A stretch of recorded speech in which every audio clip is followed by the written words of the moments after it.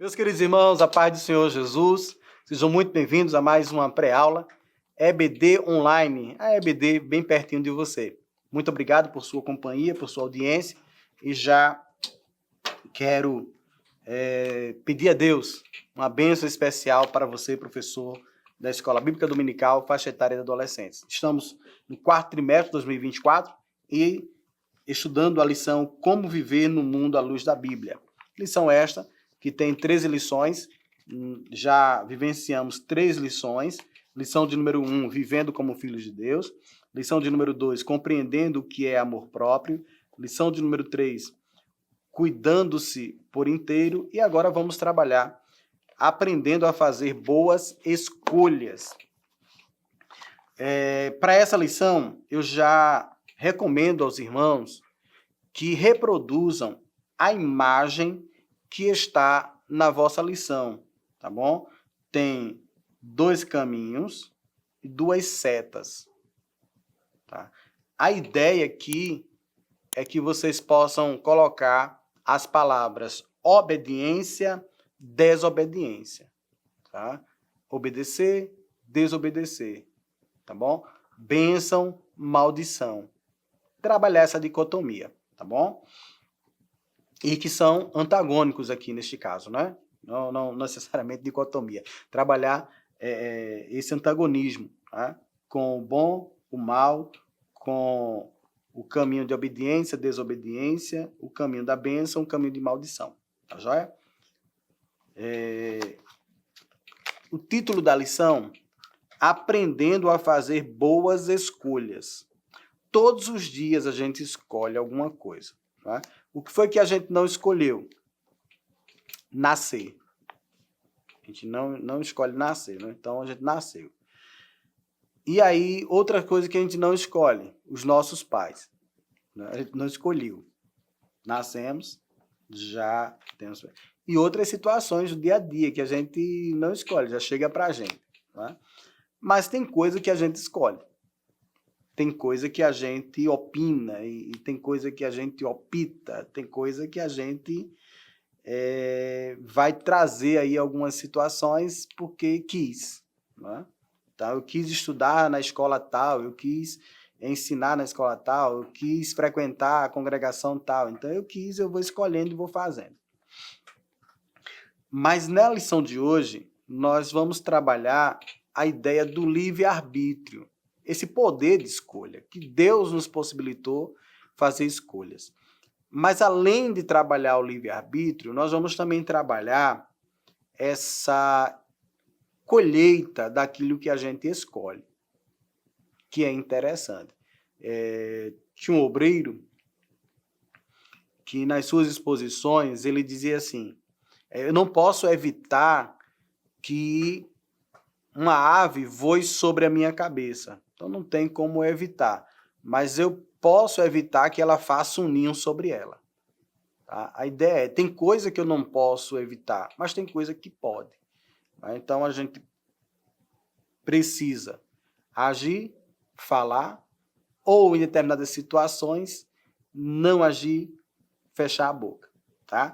E aí a gente vai estudar um pouquinho nessa lição e você, querido professor, vai trabalhar com o vosso aluno essa responsabilidade no falar ou deixar de falar, que a gente vai trabalhar daqui a um pouquinho.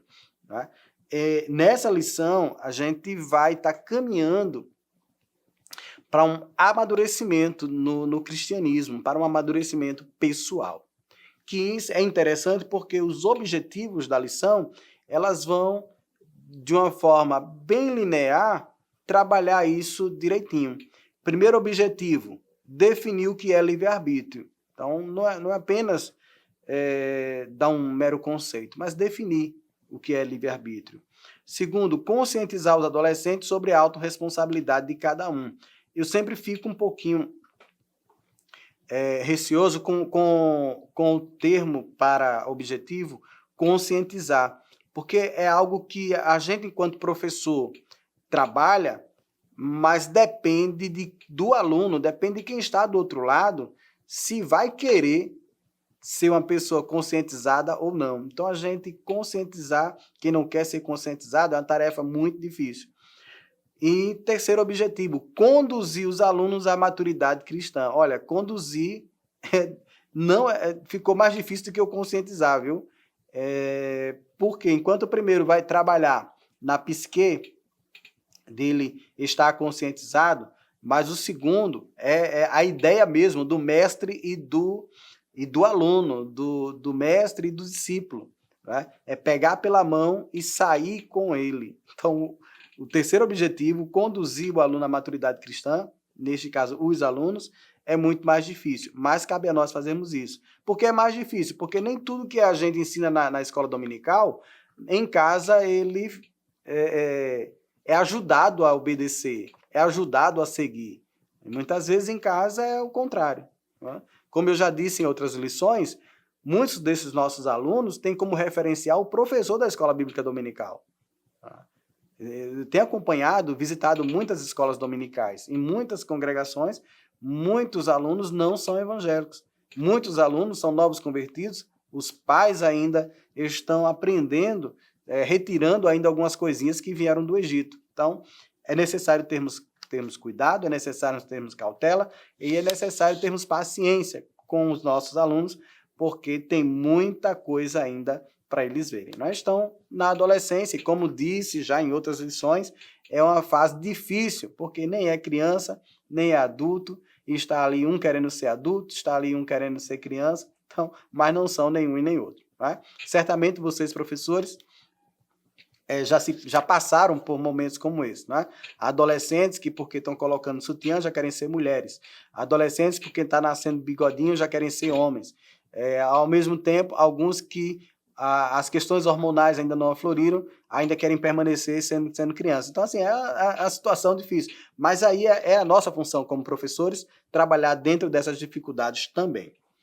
A nossa leitura bíblica, ela está em Romanos, capítulo 2, versos 6 a 8, que é interessante, eu deixei aqui separado, porque vai ser trabalhada a ideia, sim, de obediência, desobediência, de responsabilidade por aquilo que faz e por aquilo que não faz. Não é? O qual recompensará cada um segundo as suas obras. E quem é que recompensará? Do versículo anterior está falando sobre Deus, sobre o dia do juízo, dia da ira. Então, assim, vai ter recompensa. Não é? E que recompensa é essa? De acordo com as obras, com aquilo que fez de bom, com aquilo que fez de ruim. E aí, algumas consequências das situações que foram vivenciadas. Dentro dessas consequências, olha, vida eterna aos que perseveraram em fazer o bem, procuraram glória, honra e incorrupção, mas indignação e ira aos que são contenciosos e desobedientes à verdade e obedientes à iniquidade. Tribulação e angústia e por aí vai. Então, vocês poderão trabalhar versículo por versículo e podem associar. Né? Não sei se todos estão acompanhando pela lição, mas na lição da vossa escola, dois caminhos. Você pode trabalhar um com a obediência, outro com desobediência. Nesse texto aqui de Romanos 6, capítulo 2, verso 6, você pode colocar em cima o texto, tá?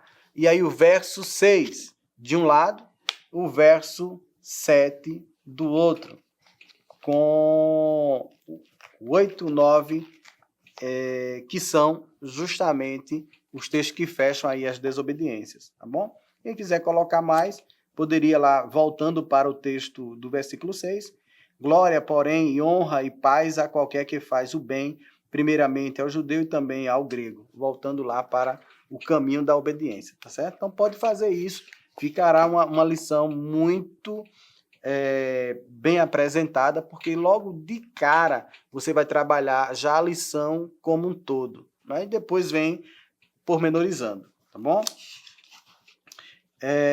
Como eu falei, o nosso comentarista vai falar sobre adolescentes em fase de transição e no ponto de partida, esclarecer aspectos doutrinários acerca da nossa fé. Então não tem como. Tem muita gente que quer estudar a doutrina da igreja tal, doutrina da igreja tal, doutrina disso ou daquilo, quando a nossa não é estudada. Então nesse aqui, aproveita aí com os nossos adolescentes e trabalha aí esses aspectos fundamentais doutrinários sobre a nossa fé. Primeiro tópico da lição é o primeiro objetivo. A gente precisa definir o que é livre-arbítrio.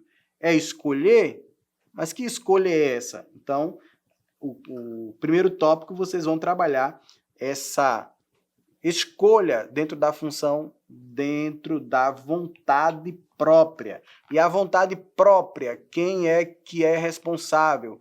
O corpo, a alma e o espírito. Nós trabalhamos na lição passada isso. E aí vocês trazem, resgatam essas informações.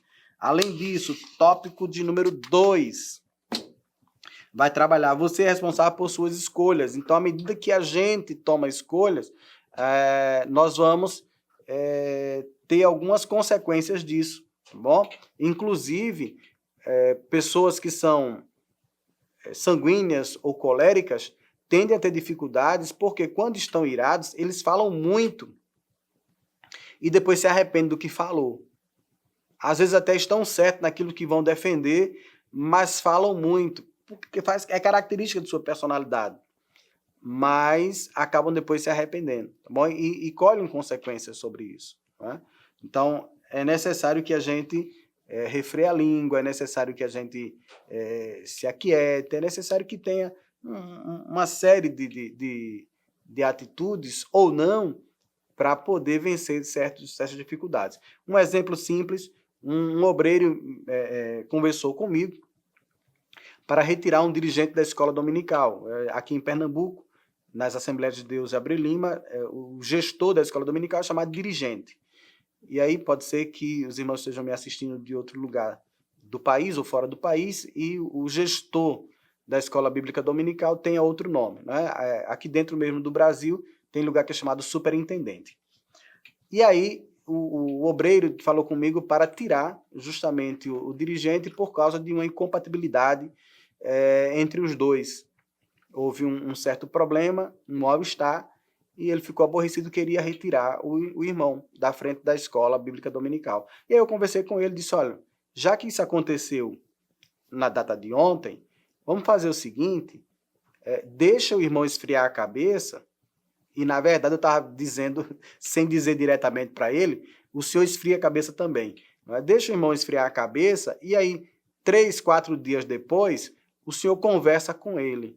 E aí, se ele realmente não tiver dentro do perfil para estar administrando a escola bíblica dominical, aí o senhor pode fazer e comunica a superintendência sem problema nenhum. E aí, 4 dias depois, o obreiro já me liga de volta dizendo, olha, eu conversei com ele, realmente foi um mal-entendido, ele estava com a cabeça quente, estava com um problema na família, eu aproveitei, foi um momento que tive que conversar e orar por ele, pela família, e já está tudo resolvido, está tudo em paz. Eu digo, que bom.